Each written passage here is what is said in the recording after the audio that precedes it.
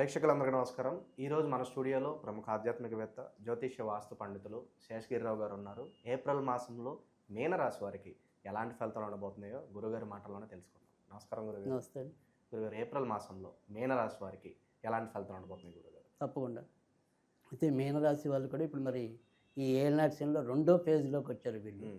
So ప్రస్తుతం అయితే శని వీళ్ళకి వారి యొక్క తనుభావంలో అంటే రాశి చక్రంలోనే ఉండటం అనేది అంటే రెండో ఫేజ్లోకి వచ్చారంటే శని భగవాను నెత్తి మీద ఉన్నట్లేనా గురుగారు? అంతేగా, మరి శరీరం మీద ఉన్నట్టేగా.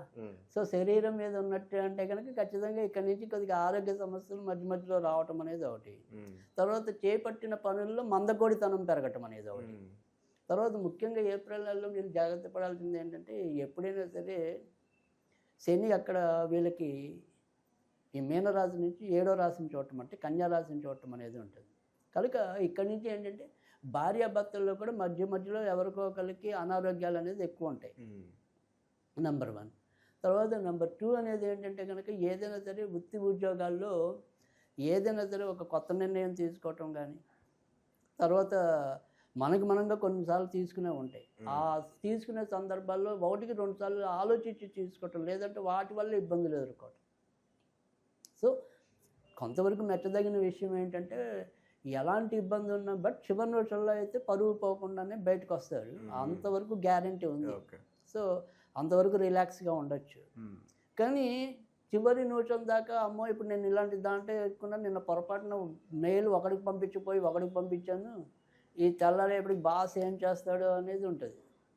కానీ మొత్తానికి బాధ ఏంటంటే, సరే నీ వల్ల ఎప్పుడు పొరపాట్లు జరగలేదు గతంలో, నువ్వు ఇది ఏదో మరి ఏ ఒత్తిడిలో చేసావో సరే ఈసారి కోరుకున్నాను అంటాడు. మొత్తానికి ఏంటంటే చిన్న వార్నింగ్ ఇచ్చి వదిలిపెట్టాడు సరే తప్ప నీకు ఊస్టింగ్ అన్నట్టు ఉండదు. సో అది కొంతవరకు వీళ్ళకి ఆనందాన్ని చేకూర్చడం. అలాగే ఒక్కోసారి ఎక్కడైనా సరే వీళ్ళు ఇబ్బంది పెట్టే వ్యక్తులు ఉన్నప్పటికీ కూడా మళ్ళీ మొత్తం అంతా కూడా అనలైజ్ చేశాక లాస్ట్ మినిట్లో తీర్పు అనేది వీళ్ళకి అనుకూలంగానే రావటం, అంటే ఎలాంటి దాంట్లో అయినా సరే అది కొంతవరకు వీళ్ళకి మెచ్చదగిన విషయంగానే మనం చెప్పడం అనేది ఉంటుంది. బట్ మొదటైతే ఒక టెన్షన్, బట్ చివరి నిమిషంలో దాని యొక్క క్లియరెన్స్. ఇది ఈ మెయిన్ రాశికి ఇప్పుడు ప్రస్తుతం ఉన్న పరిస్థితి. కనుక ఆ రకంగా మాత్రం కొంత వీళ్ళకి ఆనందం పొందడానికి అయితే ఉంది. ఇక నష్టం ఏంటి అంటే కనుక ఇందాకే చెప్పాం, భార్యాభర్తలు మధ్య మధ్యలో ఎవరికైనా సరే కొంతవరకు సుస్థి రావటం అనేది ఒకటి. తర్వాత ఏవైనా సరే పనులు అనేది డిలే అవుతూ ఉండటం. అంటే ఖచ్చితంగా మనం ఇల్లు కొనాలనుకుంటున్నాం, అంతా కూడా రెడీగానే ఉంటుంది ప్లానింగ్ అంతా. సో ఉన్నట్టున్నది ఏదో రకంగా వాయిదా పడుతూ ఉండటం. సో ఈ వాయిదా పడే తత్వం అనేది తనం అనేది పెరుగుతుంది. సో పనుల్లో జాప్యత అంటాం. సో అది పెరుగుతుంది ఇక్కడ. తర్వాత వచ్చేప్పటికి మరి దేంట్లో కొంతవరకు మంచి అంటే కనుక వీరు కూడా సంతానపరంగా కొంత మంచిని పొందడానికి అవకాశం ఉంది. సో వీరి యొక్క సంతానం కొంతవరకు పేరు పొందడం అనేది ఉంది. తర్వాత ఇదే మీనరాశిలో పుట్టిన క్రీడాకారులు ఎవరైనా ఉంటే, అది క్రికెట్ అవ్వచ్చు, ఇంకోటి అవ్వచ్చు, వీళ్ళు కొద్దిగా ఇప్పుడు శని ఉంటాడు కాబట్టి పట్టుదలగా ఆడతారు. సో అందుకని ఏదైనా సరే బాగుంటుంది. అంటే ఆయా రంగాల్లో వీళ్ళు కొంతవరకు ఆ ఏకాగ్రత అనేది కరెక్ట్గా ఉంటుంది కనుక బాగుంటుంది. సో వీళ్ళు ఇలాంటి క్రీడాకారులు అయితే రాణిస్తారు. తర్వాత వచ్చేప్పటికి మరి కొత్తగా పెళ్ళి కావాల్సిన వాళ్ళకి ఏంటి అంటే కనుక వీళ్ళకి కొంత ఇబ్బంది అనేది ఉంది. ఎందుకంటే ఇంకా ఈ మేదాకా కూడా ఈ రావుకేతు ఇలా వివాహ స్థానం మీద వీళ్ళిద్దరి యొక్క ప్రభావం ఉంటుంది కనుక వీళ్ళకి కూడా కొంతవరకు సంబంధాలు దగ్గరదాకా వచ్చి కుదరకపోవటం. తర్వాత కొన్నిసార్లు వీళ్ళే అక్కర్లేకుండా వాయిదా వేస్తూ ఉండటం. సో ఇప్పుడు అందరూ శని కూడా వచ్చాడు కాబట్టి ఇంకొద్దిగా జాడ్యం వస్తుంది, ఏం చేసుకుంటారులే ఏంటిలే అని. సో ఇవాళ అందులో మనకి ఈ పిల్లల మధ్య కూడా కొంతమందికి పెళ్ళి అంటే ఇష్టం ఉంటుంది, అదొక బందికానా అనుకుంటున్నారు. సో అలాంటి వాళ్ళు ఇప్పుడు రేవతి మొదట ఉంటుంది, అంటే రేవతి నక్షత్రం నేను చెప్పేది. సో ఆ రేవతి అనే అమ్మాయి కాదు. సో ఆ రేవతి నక్షత్రం ఎవరైతే ఉంటారో వాళ్ళు ఇంకొద్దిగా ఏదో రకంగా వాయిదాలు వేస్తూ ఉంటారు.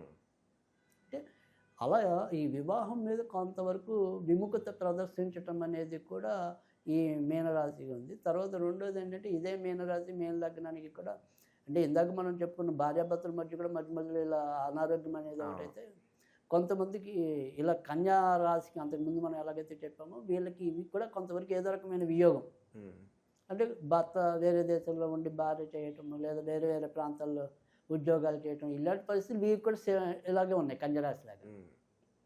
సో అలాగే అకారణంగా ఏదైనా సరే కొన్నాళ్ళు నువ్వు నీ పుట్టింటో ఉండు, నాకు ఇక్కడ ప్రశాంతత లేదని, లేదా చెప్పపెట్టకుండా ఆవిడ బ్యాగ్ సర్దుకుని వెళ్ళిపోవటం కానీ, సో ఇలాంటివి ఏమైనా సరే తాత్కాలికంగా కొంత వియోగాలు, అలాంటి వాళ్ళకి కొంతవరకు ఇంకా మే దాకా మంచి రోజులు కాదు.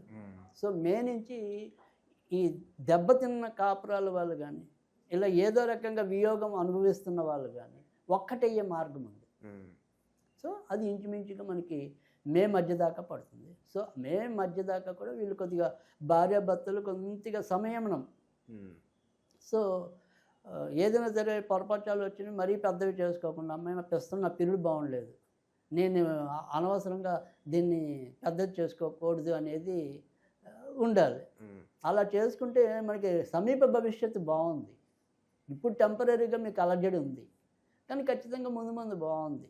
సో దాన్ని మీరు అలా హోల్డ్లో ఉంచండి అంతే. ఎక్కువ చేసుకోవద్దు, తక్కువ చేసుకోవద్దు, అలా ఉంచండి అంతే, అటు ఇటు కాకుండా.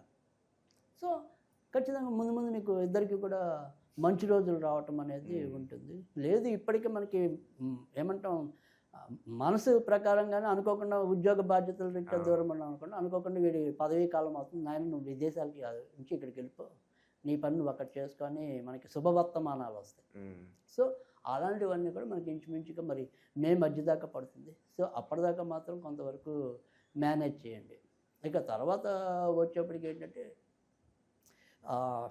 వ్యాపారస్తులు ఉన్నారు కదా, ఈ వ్యాపారస్తుల్లోకి ఏంటంటే ఒక పార్ట్నర్షిప్ వ్యవహారాల్లో ఉన్న వాళ్ళకి మాత్రమే కొంతవరకు ఇబ్బంది.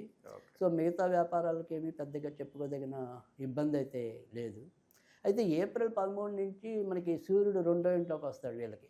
అంటే అక్కడి నుంచి ఉద్యోగస్తులకు మరింత మంచి జరుగుతుంది.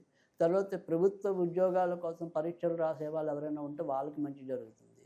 కానీ కంటికి సంబంధించిన వ్యాధులు పెరుగుతాయి. అంటే ఇందాక మనం కొంతవరకు వీళ్ళకి వ్యాధులు రావడం, సో అవి కంటికి సంబంధించినంత వరకు కొత్తగా అప్పటిదాకా కళ్ళజోళ్ళు లేకపోతే కొద్దిగా కళ్ళజోళ్ళు వచ్చే వాళ్ళు ఇల్లు పెరుగుతారు ఎవరు. సో ఆ కంటికి సంబంధించిన వ్యాధులు అనేది ఒకటి. తర్వాత రెండోది వచ్చేప్పటికి ఏంటంటే ఒకసారి ఈ స్టెంట్లు పడుతూ ఉంటాయి కదా ఇవాళ, అలాంటి అవకాశాలు కూడా కొంత ఎక్కువ ఉండటం అనేది జరుగుతుంది. బట్ మామూలుగా ఏదైనా సరే కొంత మిగతా అవన్నీ కూడా నార్మలే ఉంటాయి. సో రవి అంటే అప్పుడప్పుడు వచ్చే జ్వరాలు ఉంటాయి. సో ఆ జ్వరం అనేది ఆ 2-3 రోజులు ఉంటుంది, తర్వాత తగ్గిపోతుంది. దాని గురించి పెద్దగా బాధపడి భయపడాల్సింది ఏం లేదు. బట్ ఏదైనా వస్తే పర్మనెంట్గా కళ్ళజోడు అనేది రావచ్చు. కొంతవరకు పెద్దవాళ్ళు ఎవరైనా ఉంటే కొంతవరకు ఇప్పటికీ చిన్న చిన్న హార్ట్కి సంబంధించిన విషయాలు ఉంటే కనుక వాళ్ళకి స్టెంట్ పడే అవకాశం ఉంటుంది తప్ప మిగతా విషయాల్లో పెద్దగా చెప్పుకోదగిన అనారోగ్య సమస్యలు అయితే ఉండవు. సో అందుకని వాళ్ళు కూడా హ్యాపీగానే ఉండటం అనేది అయితే ఉంటుంది. ఇక ఇదే మరి మీనరాశిలో పుట్టి విద్యార్థులు సరిగ్గా చదువుతారు, సరిగ్గా చదవరా, వాళ్ళ యొక్క భవిష్యత్తు ఏంటి అని కనుక చూసినట్టయితే కనుక వీళ్ళు కూడా కొంతవరకు మిథున రాశి లాగానే కొద్దిగా రెండు రకాలైన ఆలోచనలతో కొంత ఇబ్బంది పడటం. స్టెబుల్ అనేది కాసేపు పుస్తకం చదవాలని, పుస్తకం తెయ్యాలని, కాసేపు పుస్తకం మూసేయాలని, ఇలా రెండు రకాలైన ఆలోచనలతో ఎక్కువ సతమతం అవటం అనేది అయితే ఉంది. కానీ అలా కాకుండా ఒకే దాని మీద కనుక దృష్టి నిలిపితే వీళ్ళకైనా సరే కొంతవరకు మంచి పెరగడానికి అయితే ఉంది. కానీ అదేదో పిల్లి మెడలో గంట కట్టేది ఎవరు అన్నట్టుగా దాన్ని మరి వీళ్ళు ఎలా పోగొట్టుకుంటారు అనేది మెయిన్. బట్ వీళ్ళకు ఉన్న నేచర్ అయితే ప్రస్తుతం అయితే ఆ రకంగా ఉంది, కొంత ఇబ్బంది పడటం అనేది కూడా ఉంది. అది పైగా ఏదైతే మరి ఈ అనారోగ్య కారకుడు కూడా ప్రస్తుతం రాశి చక్రంలోనే శుక్రుడు ఉండటం అనేది, దానివల్ల కూడా వీళ్ళు బాగా చదువుదాం అనుకున్న చివరి విషయంలో కొంతవరకు అనారోగ్యం వస్తూ ఉండటం, ఇది కూడా మొత్తం మీద ఏంటంటే పూర్తి స్థాయి మంచి ఫలితాలు అయితే విద్యపరంగా రావడానికి అవకాశాలు చాలా తక్కువ ఉన్నాయి. సో అది ఏదైనా సరే కొంతవరకు ఇబ్బంది అయితే విద్యార్థులకైతే ఉంది. ఓకే గురుగారు, ఇక మీన రాశి వారికి ఇంకా మంచి ఫలితాలు పొందడానికి మంచి పరిష్కార మార్గాలు అని ఉంటే తెలియజేయండి. తప్పకుండా మీన రాశి వాళ్ళకి రెండు, మనం ఒకటి ఏంటంటే ఆరోగ్యం బాగుండటం అనేది ఒకటి, తర్వాత ఏదైతే ఈ పనుల్లో జాప్యత అనేది పెరుగుతూ వస్తుందని చెప్పుకున్నాం కాబట్టి అందులో కొంతవరకు వేగంగా ముందుకెళ్ళటం అనేది ఒకటి. సో ఇక్కడ వీళ్ళు చేయాల్సింది ఏంటంటే కొద్దిగా కాళికాదేవికి సంబంధించిన పూజలు ఎక్కువగా చేసుకోవాలి. సో ఇది ఏంటి అంటే కనుక ఏదైనా సరే ఈ కాళికాదేవికి సంబంధించిన స్తోత్రాలు చదువుకోవటం, లేదు చాలా సింపుల్గా ఓం క్లీం కాళికాయే నమః, ఓం క్లీం కాళికాయే నమః, ఓం క్లీం కాళికాయే నమః, ఇది నిత్యం 27 సార్లు కనీసం. సో 27, 54, 108. సో వీళ్ళకి ఎన్నిసార్లు చదవాలనిపిస్తే అన్నిసార్లు రోజు చదువుకుంటూ ఉండటం అనేది ఒకటి. అయితే శనివారాలు మనకి ఏదైనా సరే దొరికితే ఈ కాళికాదేవి అంటే విడిగా మీరు పెద్ద పెద్ద పూజలు ఏం చేయకపోయినా కూడా కొద్దిగా నల్ల ద్రాక్షలు కానీ నేరేడు పళ్ళు కానీ ఈ రెండిట్లో ఏదైనా సరే కొద్దిగా మీరు ముందు రోజే కొని తెచ్చుకుంటే శనివారం నాడు ఆ కాళికాదేవి అంటే ఒకవేళ ఇన్ కేసు మనకి కాళికాదేవి పట్టణం ఇంట్లో అందరూ పెట్టుకొని భయపడతారు. సో అలా కాకుండా ఇంట్లో మనకి ఏ అమ్మవారు ఉంటే ఆ అమ్మవారిని మనం కాళికా స్వరూపుగా భావించి ఈ నేరేడు కానీ నల్ల ద్రాక్ష కానీ ఈ రెండిట్లో ఏదో ఒకటి నివేదన చేస్తూ ఉండటం అనేది. సరే ఒకవేళ మనం వీటితో సంబంధం లేకుండా ఏదైనా సరే స్పిరిచువల్గా చెప్పుకోవాలి అనుకుంటే కనుక బజరంగ్ పవరాన్, బజరంగ్ పవరాన్, బజరంగ్ పవరాన్ ఈ రకంగా అనుకున్నట్టయితే కనుక మంచి ఫలితాలు రావటం అనేది అయితే ఉంటుంది. ఇంకా మూడో పద్ధతిలో మనం ఏదైనా సరే చెయ్యాలి అనుకుంటే కనుక ఇది కొద్దిగా కష్టమైనది. ఇప్పుడు మరి అన్ని చోట్ల దొరుకుతుందో కూడా లేదో మనం చెప్పలేము. సో ఏదైనా సరే సిరా అని పాత రోజుల్లో అమ్ముతారు. సో ఆ సిరాని ఏదైనా సరే ఒక చెంచాడు ఏదైనా సరే చెట్టు కానీ మనకి ఏమంటాం చిన్న చిన్న కాలువలు ఉంటాయి కదా, అలాంటి కాలువల్లో కలిపేయటం ఒక చెంచా సిరాని. ఆ రకంగా చేసినట్టయితే కనుక ఖచ్చితంగా చాలా మంచి ఫలితాలు ఉండటం అనేది అయితే ఉంటుంది. ఓకే. ఏప్రిల్ మాసంలో ఓవరాల్గా మీనరాశి వారికి ఎలాంటి ఫలితాలు ఉంటాయి, ఎలాంటి రెమెడీస్ చేసుకోవాలి, చాలా చక్కగా వివరించారు గురుగారు. ధన్యవాదాలు.